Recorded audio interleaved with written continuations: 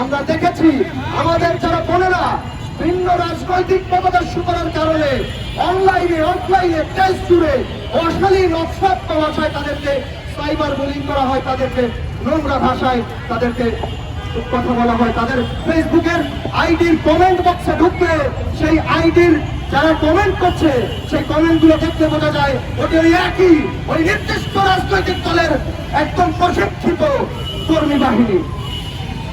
আমি সর্বশেষে বলতে চাই, এই নারীরা আজকে এখানে আমাদের সামনে অনেক বোনেরা মাইক করেছে, অনেক বোনেরা ক্যামেরা করেছে।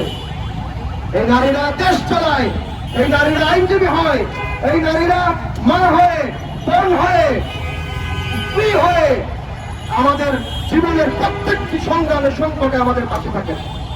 তাই নারীদের বিরুদ্ধে এই বিদ্বেষী মনোভাব এটি প্রকাশ করে, এটি এই রাজনৈতিক দলের অবিরতভাবে ধারাবাহিক কর্মকাণ্ড প্রকাশ করে, এটি তাদের মনের কথা, এটি তাদের আচরণ। আমি একটি কথা বলে শেষ করতে চাই, তারা যে ভাষা ব্যবহার করেছে তাদের প্রতি সংযম দেখানোর আর কোনো সুযোগ নাই। তারা যে ভাষা ব্যবহার করবে সেভাবেই তাদেরকে রুখিয়ে দেওয়া হবে, সামাজিকভাবে, রাষ্ট্রীয়ভাবে এই ভয়ঙ্কর ধর্ম ব্যবসায়ী প্রতারকদেরকে রুখে দেওয়া হবে।